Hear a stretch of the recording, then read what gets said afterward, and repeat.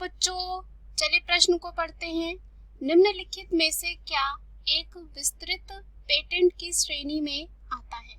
इस प्रश्न में हमें बताना है कि चारों में से कौन सा एक विस्तृत पेटेंट की श्रेणी में आता है। पहला है ट्रिटिकम, दूसरा है ओराइजा, तीसरा है पाइसम सेटाइवम, चौथा है ब्रेसिका। तो आइए इस प्रश्न का जो है हल देखते हैं। सबसे पहले जो है इस प्रश्न में हम बात करेंगे मुख्य अवधारणा की। तो मुख्य अवधारणा की बात करें तो इस प्रश्न में हमारे हो जाएगा पेटेंट। तो पेटेंट क्या होता है? पेटेंट जो है किसी देश द्वारा जो है किसी अन्वेषक या कह सकते हैं उसके द्वारा जो है यह नामित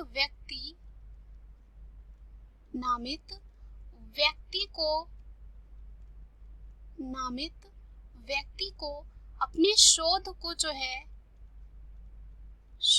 जो है सार्वजनिक करने के बदले में दिए गए अनन्य अधिकारों का एक यह समूह होता है। शोध को सार्वजनिक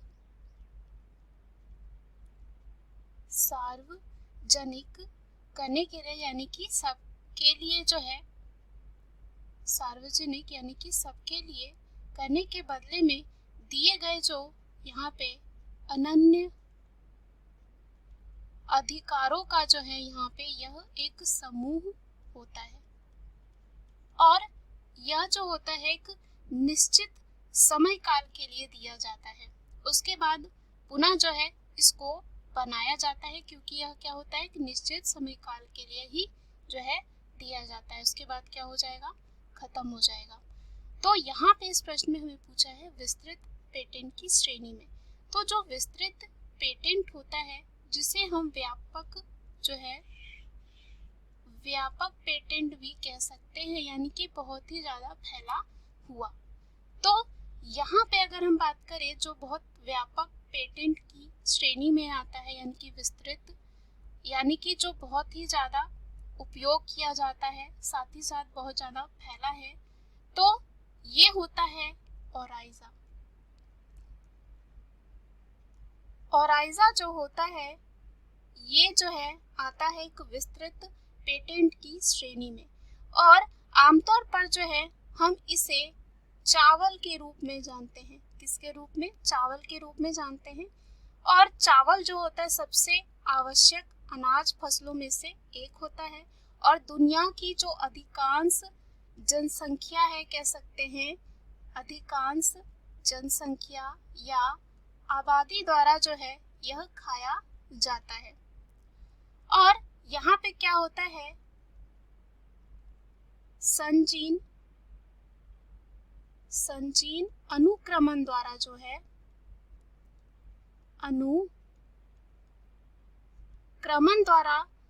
और कह सकते हैं इसने उच्च उपज साथ ही साथ कीटों के प्रतिरोध जैसी यहाँ पे फसल विशेषताओं में सुधार करने में मदद की है। किसने? संजीन अनुक्रमण ने।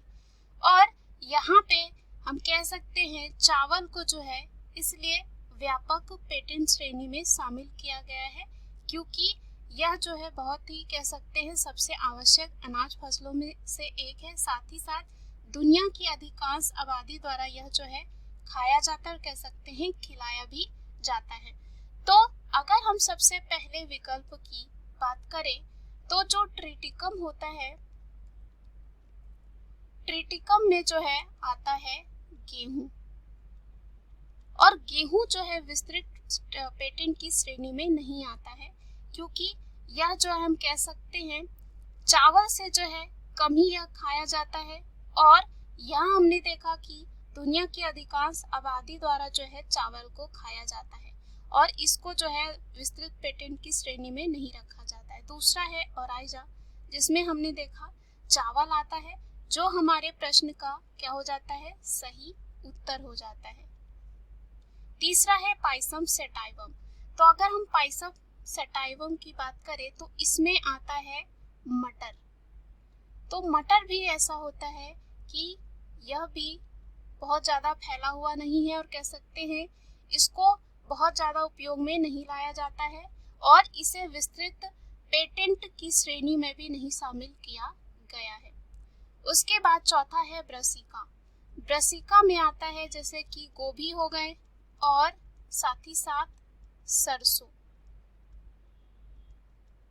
ये दोनों फसलें भी जो है विस्तृत पेटेंट की श्रेणी में नहीं आते हैं, क्योंकि यहाँ पे जो है इनका भी उपयोग बहुत ज़्यादा नहीं किया जाता है, लेकिन चावल को जो है अत्यधिक किया जाता है और उसे शामिल किया है विस्तृत पेटेंट यानी कि व्यापक पेटेंट श्रेणी में। दिए गए प्रश्न का सही उत्तर है बी, ऑराइजा। आशा करती हूँ यह उत्तर आपको समझ में आया होगा। धन्यवाद।